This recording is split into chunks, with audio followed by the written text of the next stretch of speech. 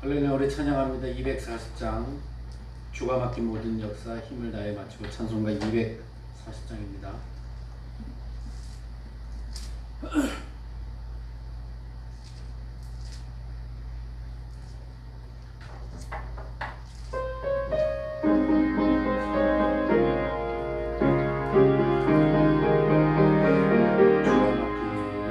주가 맡긴 모든 역사 힘을 다해 마치고 밝고 밝은 그 아침을 맞을 때 요단강을 건너가서 주의 손을 붙잡고 기쁨으로 주의 얼굴 배우리.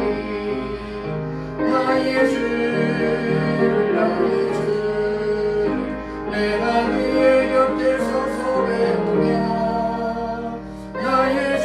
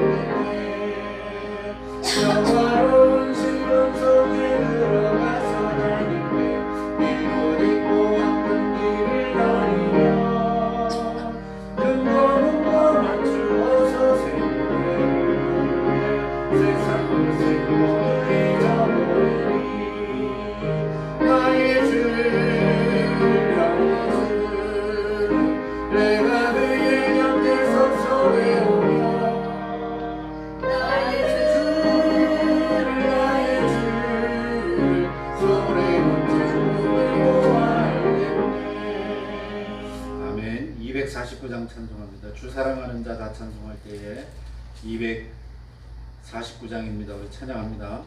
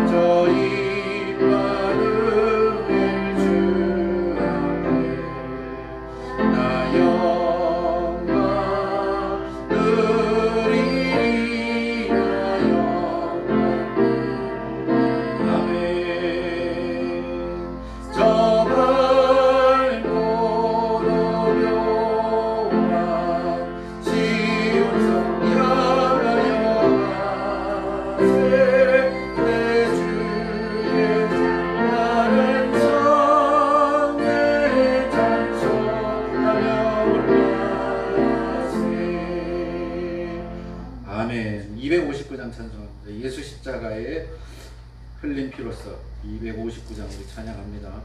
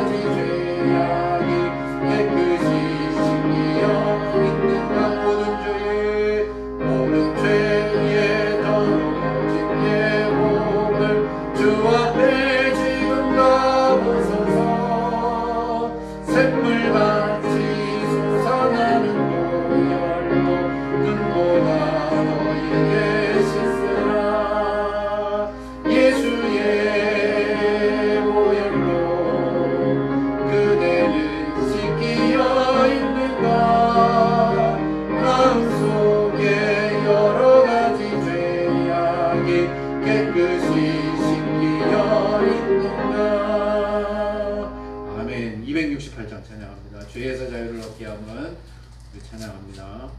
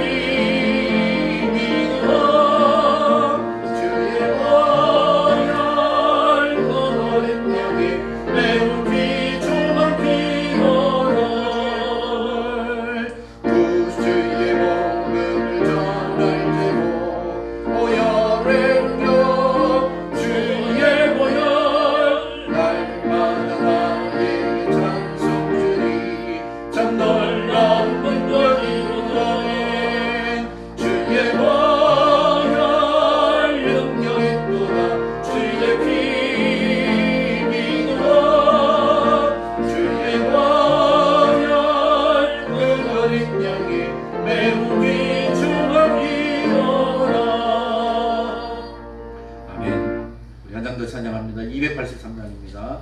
나속죄함을 받은 노래 찬양합니다. 283장입니다.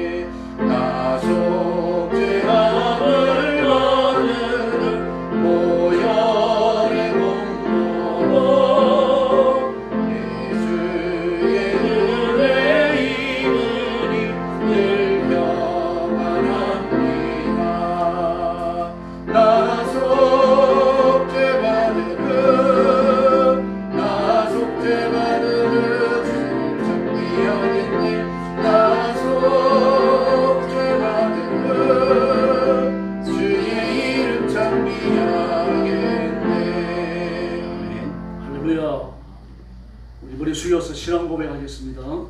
나는 전능하신 아버지 하나님 천지의 창조주를 믿습니다. 나는 그의 유일하신 아들 우리 주 예수 그리스도를 믿습니다.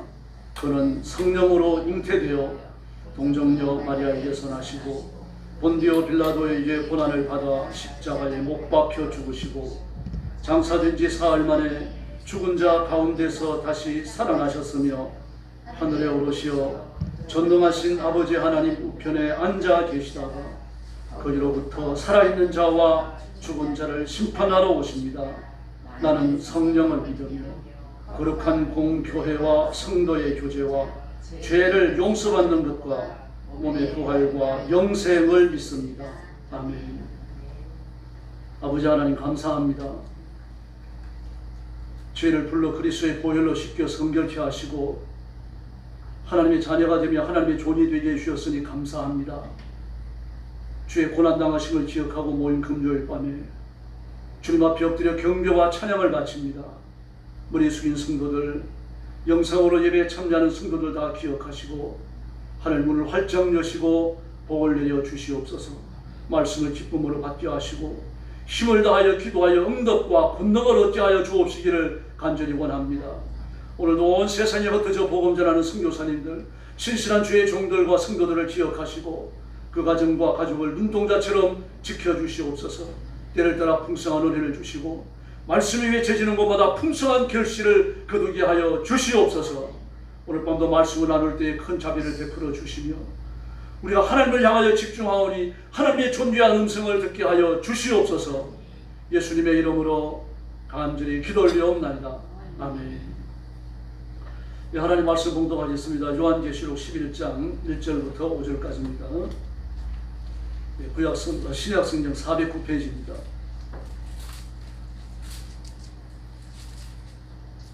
신약성경 409페이지 요한계시록 11장 1절부터 5절까지입니다.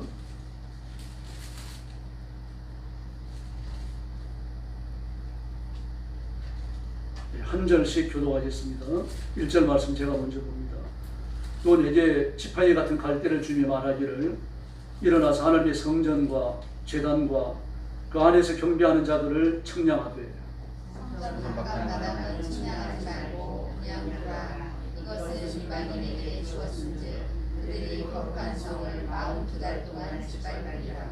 내가 나의 두 적인에게 권세를 주리니 그들이 굵은 베옷을 입고 1260일을 예언하리라. 그들은 이 땅의 주 앞에 서 있는 두 감람나무와 두 줄개니 5절 말씀 같이 봅니다. 만일 누구든지 그들을 해하고자 하면 그들의 입에서 불이 나와서 그들의 원수를 삼켜버릴 것이요 누구든지 그들을 해하고자 하면 반드시 그와 같이 죽임을 당하리라. 아멘. 오늘 말씀의 제목은 두 증인입니다. 요한 사도께서 지금 환상을 보고 있는 거죠. 앞으로 미래에 일어날 예수 그리스도의 재림 그 직전에 일어나야 되어질 그 사건을 계시하고 있는 것입니다. 하나님의 명령을 따라서 요한은 지팡이를 손에 잡고서 성전과 제단과 그 안에서 경배하는 자들을 청량합니다. 청량이라고 하는 것은 헤아리는 것 아닙니까? 누가 하나님께 속했는지를 헤아리는 겁니다. 성전과 제단과 성전 안마당에 있는 사람들입니다. 제단은 번제단을 말하죠. 지성소와 성소로 이루어진 성전이 있고 그 성전 앞에 물두멍이 있고 물두멍 앞에 번제단이 있습니다. 그리고 번제단 옆으로는 24마리의 그 번제물을 맬 수 있는 24개의 쇠말뚝이 박혀 있습니다. 그리고 이스라엘의 뜰이 있습니다. 이스라엘의 뜰이 안마당입니다. 그리고 번제단과 번제단 앞에 번제물을 매는 24개의 말뚝은요, 제사장의 뜰이라고 부릅니다. 그리고 다시 계단을 내려가면 또 하나의 뜰이 나오는 게 바깥뜰입니다. 여인의 뜰, 이방인의 뜰이라고 불러요. 오늘 청량에서 여인의 뜰은 제외되어 있습니다. 그리고 성전 앞마당과 제사장의 뜰과 번제단과 그리고 성소와 지성소가 청량될 겁니다. 그런데 성전 바깥마당은 청량하지 말고 그 바깥도 청량하지 말고 48개월 동안 짓밟히게 그냥 두라라고 말씀을 하십니다. 이걸 이방인에게 주었다. 그래서 42달 동안 48개월이 아니라 42달 동안 짓밟으리라. 성전은 그리스도입니다. 구약에서 성전은 에덴 동산의 범죄를 이기고 하나님의 영생케 하는 생명나무에 도달할 수 있는 유일한 장치가 바로 성전입니다. 두루도는 화영금과 그리고 그들을 지키는 거룩들을 피할 수 있는 방법, 그의 저주를 피할 수 있는 방법은 그것은 번제단밖에 없는 겁니다. 이걸 이겨내야만 반드시 생명나무 지성소에 성소에 도달하게 됩니다. 그런데 그 안은 청량을 하되 바깥은 청량하지 말라라고 말합니다. 앞마당이든 바깥마당이든 성소든 지성소든 전부 다 예수 그리스도를 의미합니다. 그런데 그 성소를 짓밟아요. 짓밟는 것은 이방인입니다. 오늘 본문에 보면요, 이방인에게 주었은 그들이 이방인이 거룩한 성을 42달 동안 짓밟으리라라고 말합니다. 이방인들이 성전의 일부를 짓밟는 거죠. 구별되어진 장소, 반드시 그리스도의 대속의 사역을 통과하지 않으려고 들어갈 수 없는 그 성전을 짓밟는 겁니다. 청량된 성전은 그동안 성도로서 바른 신앙을 가지고 하나님을 예배하는 자들입니다. 그 성전 앞마당까지 못 들어가요. 성전 밖에도 사람이 있다는 걸 기억하셔야 됩니다. 성전 밖에 존재하는 사람은요, 이방인과 여자들입니다. 회심한 이방인들이죠. 그들은 하나님의 성소에 들어오되 하나님 나라에 들어가되 성전 변두리에다 먹을 수 있다고 생각했습니다. 그리고 성전에 들어오지 못하는 사람들도 있습니다. 아무리 성전에 들어가고 싶고 하나님의 은혜를 받고 싶고 하나님을 그리워하더라도 못 들어가는 사람들이 있죠. 전과자와 창기와 죄인들, 그 자녀인들입니다. 이들은 못 들어갑니다. 이방인도 못 들어갔죠. 짓밟히고 있죠. 여자들도 못 들어갔죠. 짓밟히고 있습니다. 성전에 출입할 자녀를 박탈당한 거죠. 그 이유는 언제나 하나님의 형상을 상실했기 때문입니다. 여자는 남자가 아니기 때문입니다. 하나님께서 아담을 지으시면서 우리가 우리의 형상을 따라 사람을 만들고 아담이 아담이라는 말입니다. 그 사람은 하와가 아니라 아담이에요. 아담을 지을 때 이렇게 말씀하셨지 하와를 지을 때는 그렇게 말씀하지 않으셨다. 내가 아담의 갈비 하나를 가지고서 하와의 골격 하나를 만들겠다. 그렇게 말씀을 하셨지 하나님의 형상대로 하와를 만든다고 말씀하지 않으셨다. 이게 전통적인 유대인들의 인간관이에요. 그런 인간관에서 본다고 하면 여자도 하나님의 선지에 적합하지 않은 거죠. 이방인은 말할 것도 없습니다. 아무리 회심했다고 하더라도 그건 본질적으로 아브라함의 자손이 아닙니다. 그러므로 이들도 성전에 못 들어오죠. 죄인들, 창기들, 그리고 전과자들 이들도 못 들어오죠. 세리도 못 들어오죠. 그들이 짓밟히는 겁니다. 불신자들이 아닙니다. 그걸 기억하셔야 됩니다.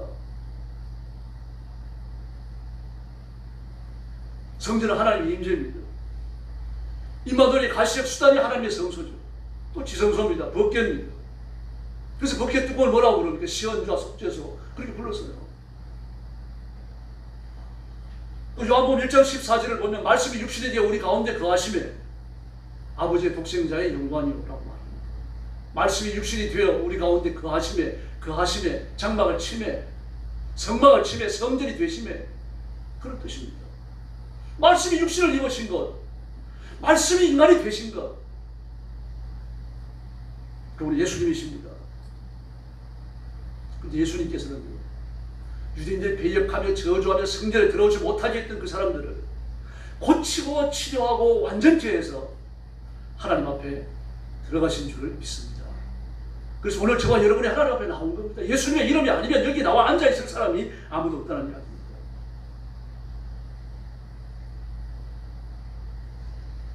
그리고 두 전인이 등장을 합니다. 두 전인은 1절과 2절을 보면 1절과 2절 또 그 3절과 그 이하의 말씀들을 보면 어떤 특별한 두 사람을 말하는 게 아니고 세상과 싸우는 두 목자, 교회를 말합니다. 목사들이며 그들은 성도들이 두 정인입니다. 이 세상에 있는 하나님의 교회를 보면 성도들을 양육하고 지도하고 복음을 전파하고 복음을 파수하잖아요. 이들은 복음을 변질시킵니다. 신비주의자들은 복음을 변질시킵니다. 그러나 말씀 위에 굳게 선 목사, 말씀 위에 굳게 선 성도들은요, 말씀을 지켜내지 않습니까? 순수하지 못한 말씀, 하나님의 말씀과 일치하지 않는 거짓 가르침을 분별해내지 않습니까? 그리고 믿지 않는 자들에 대해서는 회개를 권고합니다. 그래도 돌아오지 않으면 정죄하는 거죠. 그 길을 계속 안 하면 지옥에 떨어집니다. 예수 믿으셔야 됩니다. 그 죄를 회개하고 하나님 앞에 무릎 꿇고 엎드려야 됩니다. 세상에 대한 하나님의 심판이 반드시 있습니다. 우리 외칠 수밖에 없어요. 엘리야도 그러지 않았습니까? 오늘 본문에 나오는 두 전인이 했던 일을 하죠. 3년 반 동안 엘리야가 저주하니까 말이죠. 비가 안 내립니다.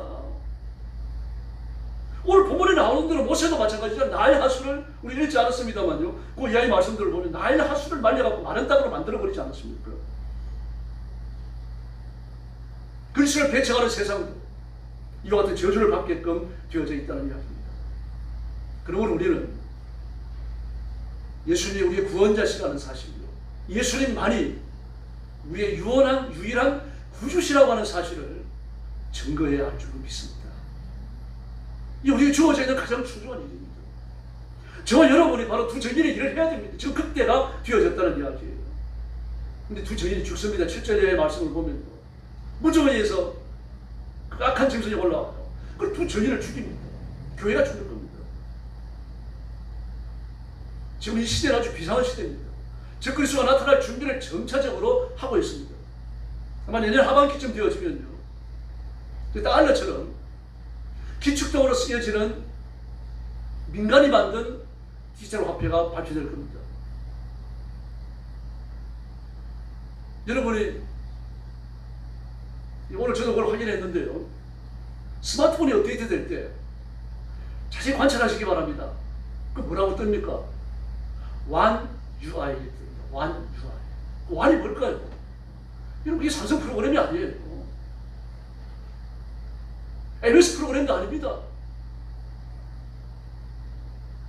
바로 내년에 디지털 화폐로 출범하기 위해서 만들어져 있는 디지털 화폐 완코인입니다. 그 코인이 온 세계에 완 도메인을 깔고 있는 겁니다. 지금 핸드폰 하나하나 이르기까지. 요즘에 마수가 서버가 다운됐었죠. 왜 그렇습니까? 완 UI 6.0으로 업데이트하다고 이렇게 된 겁니다. 여러분 무서운 세상이에요 지금요. 전 세계 화폐가 하나로 통일되기 위해 가지고요. 여러분의 스마트폰에 그 디지털 화폐를 발행하는 회사의 UI가 깔리고 있는 겁니다. 지금. 온 세계에 쓰게 하기 위해 갖고요. 모든 인터넷 프로그램요, 컴퓨터 프로그램 전부 다 이게 깔리고 있습니다. 디지털 프로그램. 태블릿에서 말할 것도 없고요. 일론 머스크는 뭐라고 말합니까? 앞으로 한 2, 3년 뒤에 자기는 30만 개의 재계도성을 띄울 일을 완성하겠다고 말합니다. 그렇게 될 겁니다. 아마 다 당겨질지도 모릅니다. 전 세계에 사용될 수 있는 디지털 화폐가 나오고 30만 개의 저계도성이 사용되어지고요. 그러면 적그리스도가 나타날 수 있는 기본 차별을 갖추어지는 겁니다. 다른 후발주자로 준비돼도 괜찮은 것들입니다. 정말 우리가 비상의 시대에 살고 있습니다. 지금 우리는 눈앞에 펼쳐지고 있는 것을 여러분 잘 기억해 주셔야 됩니다. 그리고 어떻게 적그리스도가 출현하는지 보시게 될 겁니다. 그래서 적그리스도가 나타나서 온 세계를 다스리는 세계 제국의 왕이 되고 나옵니다. 그때부터 교회에 대한 핍박이 이루어집니다. 그 이제까지 교회를 핍박하지 않아요. 뭐 교회를 음성적으로 핍박하겠죠. 모함하겠죠. 온 세계를 끌어모아서 하나의 종교로 만들어버릴 겁니다. 그러나 기독교는 그게 참여하지 않을 거예요. 그러나 좌정화된 기독교, 변질된 기독교, 말씀의 신실함을 파수하지 못하는 기독교는 참여하게 될 겁니다. 그리고 말씀의 국교에서는 진짜 기독교 교회를 핍박하기 위하여 적그리스도 교회에 붙을 겁니다. 이제 그때가 되어지면 두 정인이 죽는 그 일이 일어나는 겁니다. 온 세상의 교회가 말살할 때는 대환란이 벌어진다는 이야기입니다. 기독교인들이 이잡듯이 뒤져갖고 죽입니다. 눈에 보이는 교회, 보이지 않는 교회 전부 파괴시킵니다. 그때도 복음은 전파됩니다. 예수님이 재림하지 않으셨기 때문에. 순교로 복음을 전하고 순교로 예수 믿는 이런 눈물나는 일들이 펼쳐질 거예요. 여러분 그 전에 하나님께 들림 받으시기를 바랍니다. 세상에 온 교회가 부정이 부활하는 것처럼 부활해가지고 그리스도를 맞이하는 건 재활란 때가 아닙니다. 끝나야 됩니다. 예수님이 재림 때예요. 그럼 하나님께서 뭐라고 말씀하십니까? 요한계시록에서요. 온 세상에 임할 무서운 환란에서 내가 너를 보호하겠다고 말했습니다. 지키겠다고 말씀하셨어요. 대환란을 보지 아니하고 하나님 앞에 들림받을 사람이 있다는 거예요. 이사야가 이야기하는 것처럼 임박한 환란에서 불려왔다. 그겁니다. 그렇게 두 천이 죽는 것처럼 성도는 희수해지고 교회는 폐쇄되고 말입니다. 교회의 구원의 능력은 조롱당하다가 상실됩니다. 바라 너희들이 믿었던 교회가 어떻게 되었느냐? 너희가 믿는 예수가 어디 있느냐? 너희가 믿는 하나님이 어디 있느냐? 막 빗다가 또 그 소리를 들은 겁니다. 예수는 좀 내놔봐라. 그러면 내가 믿겠다. 온갖 조롱을 다 들을 겁니다. 여러분. 이 세상을 향하여 죄를 질타하고 예수 믿자고 외치던 전도자의 소리가 정말 없어져 버릴 겁니다. 당당함이 다 사라집니다. 교회가 파멸되는 거예요. 기독교인들이 이제부터 뒤져져가지고 표적 살해를 당하는 거예요. 아주 끔찍한 방법으로 죽을 겁니다. 경건한 그리스도인이 죽고 목사들이 죽습니다. 기도와 전도가 폐쇄되어지고 성전을 침묵하게 됩니다. 이 시간 동안에 11절 말씀 이하의 본문을 읽지 않았습니다. 오늘 보면 11절 이하의 말씀을 보면요. 불신자들은 잔치를 벌입니다. 예물을 주고받습니다. 온갖 더러운 말로 두 전인을 저주하고 조롱하고 즐거워합니다. 아직 죽어있는 시체를 그냥 땅바닥에 널어놓고 전시해놓고 있는 겁니다. 그러면서 온갖 조롱을 다 퍼부어요. 그런데 하나님의 생기가 두 전인의 몸에 들어가고 부활합니다. 예수님이 재림 직전에 온 세계 그리스도인들이 일시에 부활하여서 재림하시는 예수님을 만나러 공중으로 올라가게 됩니다. 그리고 예수님을 만나서 하나님 나라에서 영생을 누리게 될 줄로 믿습니다. 지상으로 내려와가지고 천년왕국이 이루어지고 그건 아닙니다. 제가 그 다이아그램을 몇 번 말씀드렸는데 기억하실지 모르겠습니다. 데살로니가전서 4장 16절과 18절을 봅니다. 공중에 올라가서 그리스도를 맞이한다고 그랬습니다. 다시 내려온다고 말하지 않았어요. 그리고 영생 복락에 들어가는 겁니다. 그런데 오늘 본문 읽지 않았습니다만 11절 이하의 말씀을 보면 이 땅에 지진이 일어납니다. 교회가 올라갈 때, 살아난 두 전인이 올라갈 때, 하나님의 자녀들이 변화받아 재림하시는 그리스도를 영접하기 위해 올라갈 때 이 땅에는 지진이 일어납니다. 그 7,000명이 죽는다고 그랬습니다. 이게 7,000명이 아닙니다. 그 지진이 얼마나 극심했던지 죽지 않고 살아남은 자들이 만나 전부 다 두려워한다고 그랬어요. 천이라고 하는 것은 히브리어와 헬라어에서 천이라고 하는 것은 백천만이라고 하는 건요 무한수를 말합니다. 아주 많은 무한수. 근데 그 앞에 7작업, 7작업부터 해서 7은 완전수잖아요. 완전히 많은 사람들이 지지대가 죽는다는 거죠. 마지막 심판이 이런 식으로 그저 간략하게 묘사되어 있습니다. 유래를 찾아볼 수 있는 참혹한 재앙이 지진광에 찾아옵니다. 이게 두 번째 화입니다. 두 번째 화. 이제 최후의 심판을 위한 모든 준비가 완료됐습니다. 교회를 핍박하던 전 세계의 모든 사람들이 울려 펴진 경고의 나팔 소리에도 불구하고 회개하지 않습니다. 그들이 심판받을 마지막 순간까지 가버린 겁니다. 돌이킬 수 있는, 하나님 앞으로 나갈 수 있는, 죄를 용서받을 수 있는 마지막 기회를 저버렸다는 겁니다. 두 전이를 배척하여 죽였고 교회와 성도들을 완전히 파멸시키려 했습니다. 남은 것은 죄의 심판밖에 없습니다. 그런데 심판 전에 하나님은 또 한 번 유예의 기간을 주십니다. 그게 12장부터 15장까지입니다. 세 번째 화입니다. 16장. 16장 세 번째 화. 그게 뭡니까? 일곱 번째입니다. 바로 일곱 재앙입니다. 일곱 재앙이 세 번째 화입니다. 그 구체적 내용이 기록 15장과 16장이 나옵니다. 그래서 마지막 화를 선언합니다. 일곱 번째 나팔이 불려지고, 일곱 나팔이 불려지고, 일곱 재앙이 나온, 일곱 번째 나팔이 일곱 재앙, 나팔, 일곱 대접 재앙입니다. 일곱 나팔이 불려지고 하늘에 음성이 있고 24장로가 경배와 찬미를 하나님 앞에 바칩니다. 심판 주이신 어린 양을 찬양합니다. 만왕의 왕이신 어린 양을 찬양합니다. 그리고 일곱 나팔 재앙을 준비하는 성전의 모습이 계시됩니다. 여러분, 종말은 반드시 옵니다. 그리고 우리가 정말 임박한 종말의 시대에 살고 있다는 것을 아셔야 됩니다. 그러나 심판이 눈앞에 이르렀다고 하더라도 지금은 구원받을 만한 때문에 은혜의 날인 줄로 믿습니다. 그리고 범죄자가 배란맞아 죽지 않는 겁니다. 교회를 핍박하는 자가 얼마나 많습니까? 교회를 위해 가지고 화를 끼치는 자가 한두 사람이 아니잖아요. 하나님의 교회가 얼마나 더러워지고 있는지 아십니까, 여러분? 세속적인 문화가 거의 여과 가정 없이 교회 안으로 밀려 들어와요.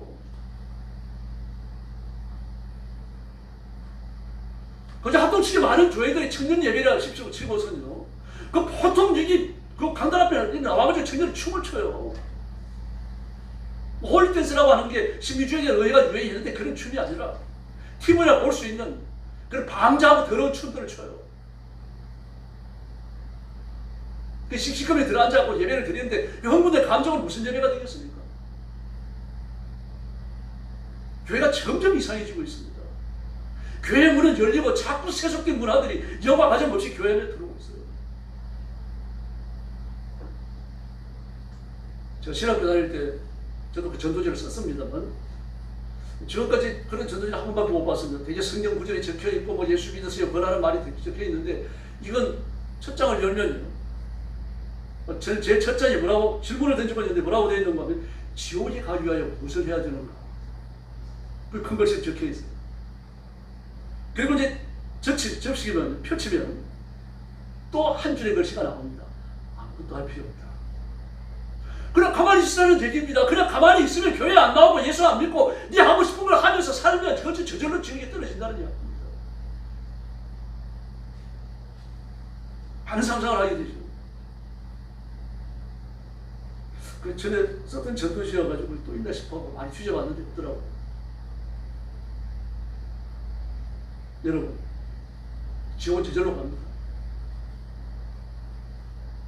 교회를 욕하지 않더라도, 예수를 핍박하지 않더라도, 그래서 교회 안 나오고 예수 안 믿고 가만히 있으면 그래 자기 발로 걸어가지고 지옥의 형벌 속으로 떨어지도록 되어져 있다는 사실입니다. 그런데 흥미있는 사실은 누가 인정하든 인정하지 않든 지옥에 대해서 많은 관심을 갖고 있습니다. 전에도 제가 말씀드렸습니다만 교회를 욕하는 사람 만나가지고 그러냐? 그럼 너 죽어서 꼭 지옥 가라. 하루에 한 번씩만 말해주세요. 나중에 잡아먹으려고. 이 지옥에 대한 본질적 두려움을 가지고 있습니다. 다시 말해서 사람의 영은 지옥이 있다는 걸 알고 있다는 얘기입니다. 근데 그 막한 마귀가 어떻게 하고 그걸 인정하지 않고 싶어 하는 거죠. 지옥을 싫어합니다. 플라톤은 그런 말을 했습니다. 감옥이 없어지기를 누가 제일 바라겠는가? 거기에 가야 할 사람이죠. 마찬가지입니다.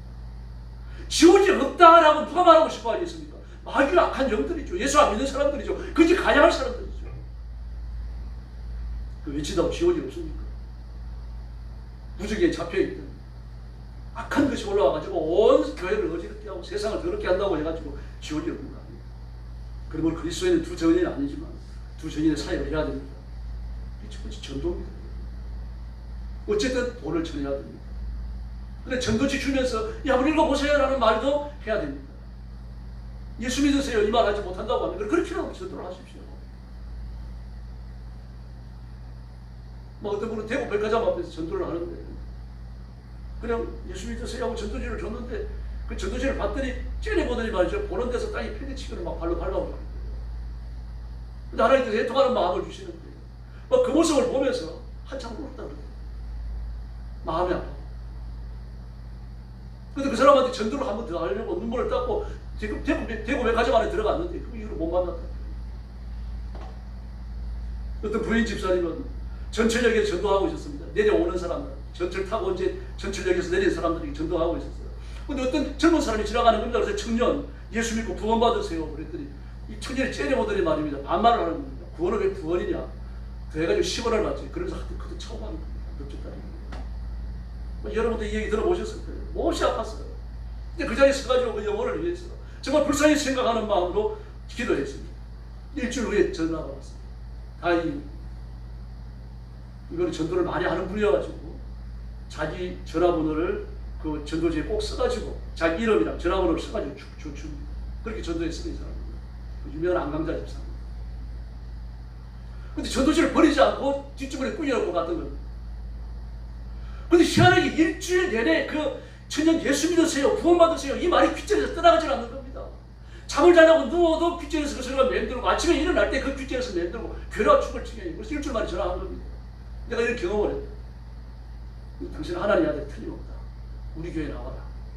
그래서 그 주일부터 교회 나왔어요. 그리고 집안이 다 구원받습니다. 기도하고 전도하고 거절할지라도 예수님을 외쳐야 할 줄로 믿습니다. 우리가 모든 일을 잘 마무리했다고 할지라도 기도하지 않으면 소용없습니다. 기도해야 됩니다. 기도가 안 되더라도 해야 됩니다. 답답하고 힘들고 고통스러우니까 기도해야 되는 거예요. 기도하지 않고는 아무것도 할 수 없어요. 우리가 기도 응답이 안 된다고 하더라도 하나님이 침묵하신다고 하더라도 근데 무엇을 할 겁니까? 하나님 앞에 엎드려야 할 거 아닙니까? 마음이 안타까우니까 마음이 혼란스러우니까 불안하니까 말입니다. 하나님 앞에 더 엎드려야 되는 거죠. 절망스러운 일이 생기고 있으니까 하나님 앞에 더 엎드려야 되는 겁니다. 사무엘은 이렇게 말했습니다. 사무엘상 12장 23절에서요. 나는 기도하기를 쉬는 죄를 여호와 앞에 결단코 범치 아니하리라고 말했습니다. 정말 위대한 선지자고 위대한 제사장으로 자기의 사명을 잘 마쳤던 훌륭한 분입니다. 우리 주변에 보면 영적 거장으로 살다가 거룩함을 잃어버린 사람들을 볼 수 있습니다. 하나님과의 관계가 끊어져 버리기 때문입니다. 그래서 바울도 이렇게 말합니다. 고린도전서 9장 27절을 보면요. 내가 내 몸을 쳐 복종케 하면 내가 남에게 전파한 후에 자신이 도리어 버림을 당할까 두려워함이로라. 할렐루야. 이것 때문에 내가 전파된 후에 도리어 버림이 될까 두렵다. 그 바울이 구원의 확신이 없다는 얘기입니까? 구원의 확신이 얼마나 강렬한지 그의 서신을 보면 말입니다. 피로써 사실처럼 말하는 확신이 없습니다.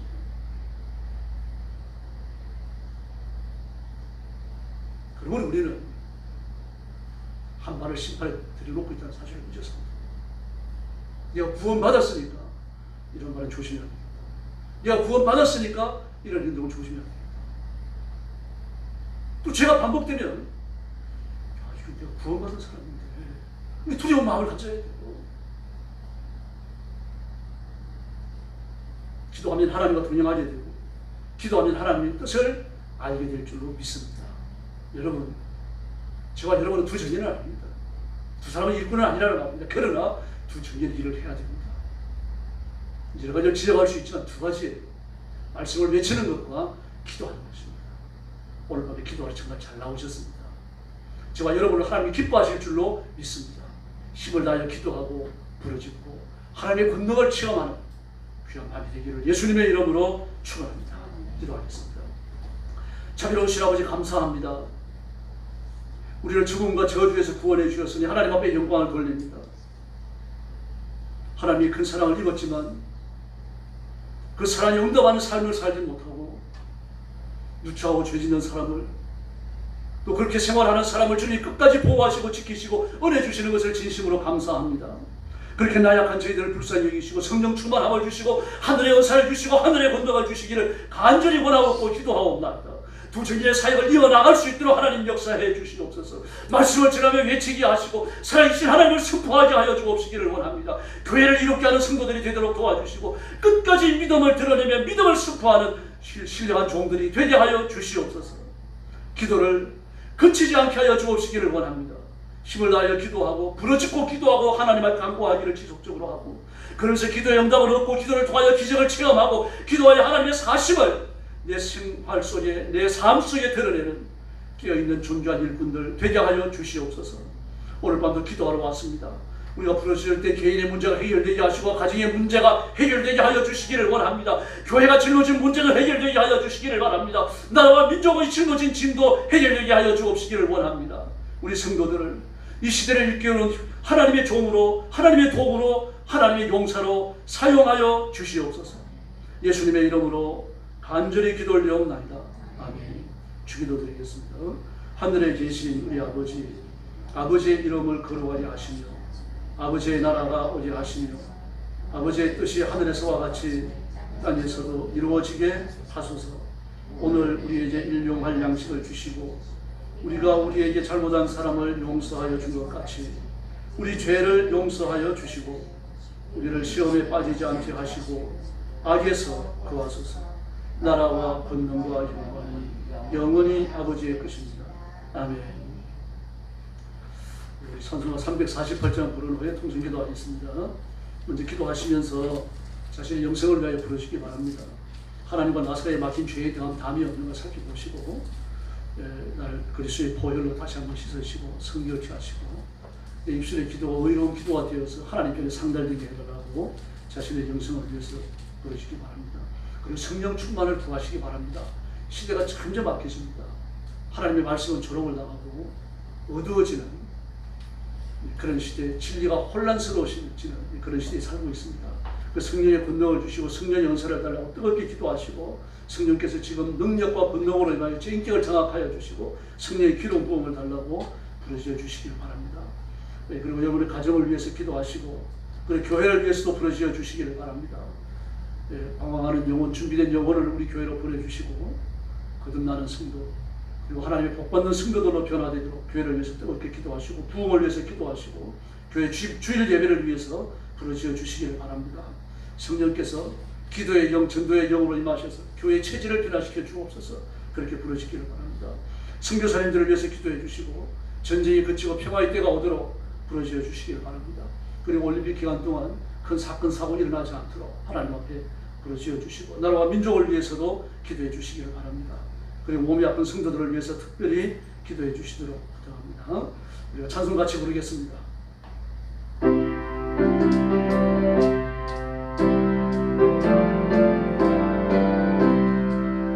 너희들과 싸울 지러 죄 벗어 형제여 담대하게 싸울 지러 저기한 감정 신나날과 멸망이는 내가 찾는 눈앞에 나타나버리라.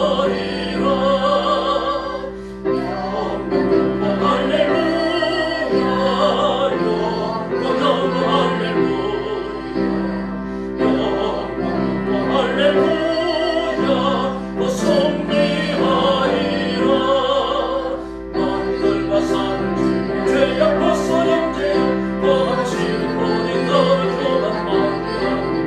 무슨 모든 너를 모든 걸